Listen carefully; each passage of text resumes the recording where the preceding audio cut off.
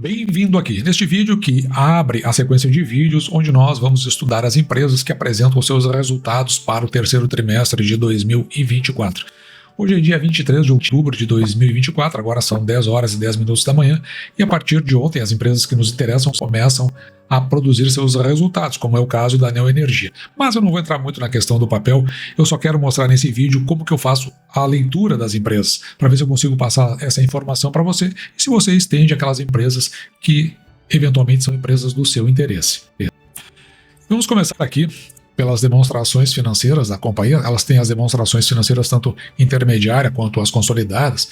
Quando você vem aqui no índice, veja que eu me interesso pelas consolidadas, que mostra aqui no balanço que estão na página 10, mas na realidade, se você for avaliar, isso vai estar na página 14, onde nós começamos pelos ativos totais, pelo ativo total da empresa. O total de ativos, ele chega então a 106 bilhões, 345 milhões, veja aqui você tem que multiplicar por 1000 esse valor, enquanto que no fechamento do exercício passado estava em 99 bilhões.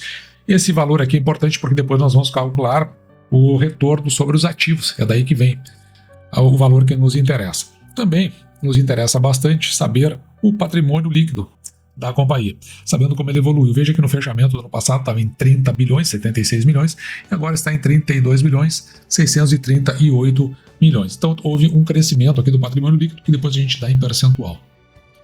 E aqui, apenas para mostrar um detalhe para você, eu estou pegando as demonstrações financeiras do fechamento do primeiro semestre, ou seja, na realidade é do segundo trimestre de 2024, e eu quero saltar aqui direto na página 16, que eu quero mostrar algo para você, que às vezes são esses detalhes que vão nos chamando a atenção. Veja que o patrimônio líquido estava em 31.826, portanto ele cresce aproximadamente 800 milhões. E o que pode ter acontecido? Aqui no canto, você vai olhar a rubrica 203. Tudo que aparecer com 203 faz referência ao patrimônio líquido. Se nós descermos na próxima página, tudo aqui vai contar a história do patrimônio líquido. E o que acontece? Veja que os lucros e prejuízos acumulados, considerando o trimestre passado, segundo trimestre, era de 1.742 milhões. E da mesma forma, seguindo aqui a rubrica de 203, quando nós pegamos e descemos para a sequência, todas as rubricas dizem respeito ao patrimônio líquido, veja que agora os lucros, prejuízos acumulados estão em 2.583, portanto, eles estão crescendo aproximadamente 800 milhões. Isso é que eu quero chamar a atenção no primeiro momento. Bom, depois de nós olharmos para esses dados, que nós vamos transportar para uma planilha, onde nós vamos condensar eles para poder ter uma visão mais clara do resultado, nós passamos aqui para as demonstrações do resultado. E o que nós estamos enxergando aqui? Dê uma olhada. O acumulado das receitas de vendas de bens e serviços está em 35.363. Em relação ao ano passado, estava o mesmo. Aqui já não é o fechamento do ano passado. Aqui nós estamos falando do terceiro trimestre de 2023. Nesse terceiro trimestre, que termina aqui no dia 30 de novembro de 2023, era 32.700. Portanto, teve um crescimento de 7,82% nas receitas da Neo Energia. Mas, em que pese esse crescimento na receita da Neo Energia, veja aqui que o lucro, o prejuízo consolidado do período, ele estava no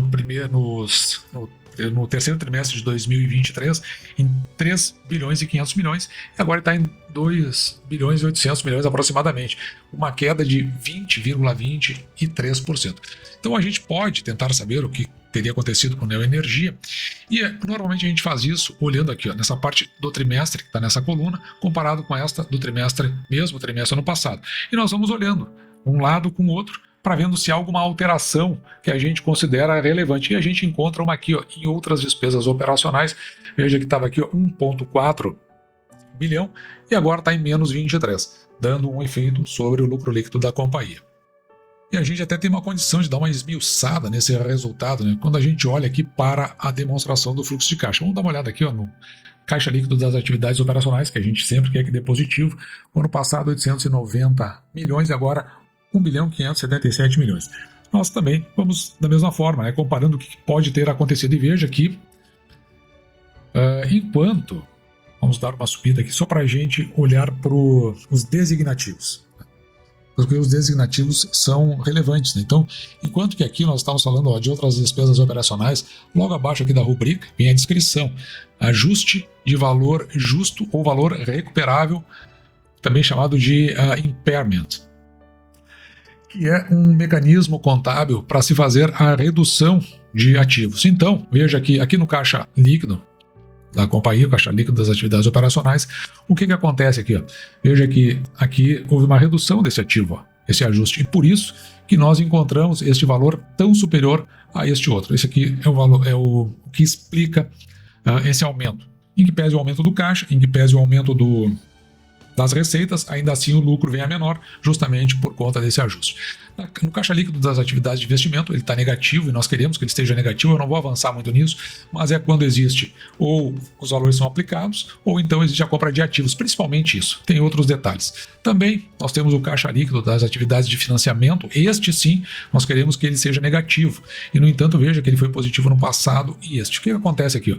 Para ele ser positivo, é porque houve provavelmente a captação de empréstimos, né? Então houve uma captação de empréstimo e financiamento na ordem de 9, quase 10 bilhões. Então isso é o que fez principalmente com que ele ficasse positivo. Além disso, por que a gente quer que ele seja negativo? Porque a gente gosta que a empresa fique fazendo isso aqui, ó, pagamento do principal de empréstimo, veja que ele dá negativo, e também remuneração paga aos acionistas, aqui no caso, a dividendos e juros sobre capital, tornando negativo. De qualquer forma, em que pese tudo isso, veja que houve um aumento no caixa aqui, ó, de 270 milhões quando nós comparamos com o fechamento do exercício anterior. No final do ano passado, o caixa estava em 7 bilhões 426 milhões e agora está em 7 bilhões 718 milhões e, por conseguinte, houve pelo menos um aumento do caixa. É isso que eles querem dizer quando a companhia está gerando caixa. Esse documento que eu estou mostrando aqui é o release de resultados. No release de resultados, a empresa falando com a imprensa, ou seja, está tornando de uma forma mais palatável aquilo que nós vimos naqueles documentos. Mas o que eu quero trazer para cá é a dívida líquida da companhia sobre o EBITDA, que no terceiro trimestre de 2024 chegou a 3,43%, enquanto que em 2023 estava em 3,17%. Então a gente viu lá naquela dívida o reflexo que teve aqui dentro da captação que foi demonstrado na demonstração de resultados do trimestre. Se nós saltarmos aqui, ó, na página, desculpa, eu errei, botei na página 26, mas é na verdade na página 29, que eu já deixei marcado para a gente poder acompanhar no endividamento. Em lugar nenhum você vai encontrar de forma tão específica, a não ser que você chegue aqui, ó. Veja que o endividamento da companhia, considerando a dívida bruta mais os descontos daquele caixa que nós vimos e, enfim, outros equivalentes em caixa que ela pode ter, como o título de valores imobiliários, a dívida líquida atingiu 42 bilhões 177 milhões. A dívida bruta está em 50 bilhões 553 milhões. Com 13,47 a gente pode dizer que a Neo Energia está endividada. Tem um endividamento aí considerável. Desse total dessa dívida, 83% está no curto prazo e 83% está no longo prazo e 17% está no curto prazo. E a partir do endividamento, que agora você consegue ver se é a outra parte que precisa, você olhar os projetos da Neo Energia, ver se tem compatibilidade, para ver se isso vai dar o resultado no longo prazo, conforme você espera os resultados da companhia. Mas diante do que nós vimos, a gente pode projetar que lá no final de 2024, a companhia pode chegar a 47 bilhões, 150 milhões aproximadamente de receita, um lucro líquido de 3 bilhões 762, e pelos motivos que nós já expressamos, vai ficar abaixo do ano passado.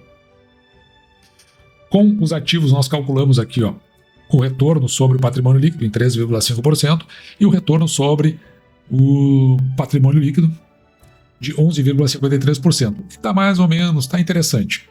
Já o patrimônio líquido da companhia, que nós apuramos em 32 bilhões 636 milhões, considerando que a companhia possui aqui, ó, 1 bilhão 213 ações, o valor patrimonial por ação da companhia está em 26,86. No fechamento de ontem, no dia 22 de outubro, a companhia fechou a R$ 19,30, portanto um PVPA aqui de 0,72. Portanto, se você compra a ação, você está comprando uma ação que está abaixo do valor patrimonial, indicando que o risco é muito baixo de comprar essa ação e, importante, pode ser que você esteja comprando uma ação barata. Já o PL, ou seja, o preço da ação sobre o lucro líquido por ação, em 6,23, em função deste lucro líquido. Se você compra 19,30, você recebe em aproximadamente 6 anos e 3 meses. Qual é o problema aqui da Neo Energia? Ela faz pagamentos de proventos, normalmente, né, ali no eu computo a Datacom, mas a Datacom ela fica relacionada aos meses de janeiro, abril e julho. Portanto, não tem mais proventos a serem pagos. Os proventos desse ano estão nesta ordem aqui, 82, quase 83 centavos. Se você dividir esse valor por 6%, que é o mínimo que aceitamos receber em proventos pelo valor que pagamos pela ação, nós vamos ter um dividend yield. Não é dividend yield, nós vamos ter um preço teto de 13,82. Veja que R$13,82 está muito abaixo do preço atual da companhia. E em ela tendo pago 82 centavos, seu dividend yield fica em 4,30%. Sendo que no passado, a companhia pagou aqui 69 centavos nos últimos 5 anos, nos dando preço teto de 11,53%. O preço teto é o máximo que nós aceitamos pagar pela ação para receber no mínimo 6%, que é a meta aqui do canal. Antigamente eu fazia esse quadro comparativo, eu não tenho feito mais, mas aqui, por exemplo, a Neo Energia, depois, à medida que as companhias vão apresentando seus resultados, nós vamos comparando. Mas eu acho que mais importante é que todos esses dados, você pode dar um pause aí no vídeo e olhar tudo isso condensado aqui. Realmente, a Neo Energia não é uma empresa que caia no meu interesse, porque o dividend yield dela é baixo, abaixo dos 6%. Não está nem batendo lá no 6%. E os projetos que ela tem, normalmente também tem levado para a mesma linha de resultados, ficando aí nesses 4%, um pouco mais de 4%. Isso aí faz com que eu afaste o interesse. Mas eu acho que o mais importante do vídeo de hoje foi você ver aquilo que eu olho para a companhia.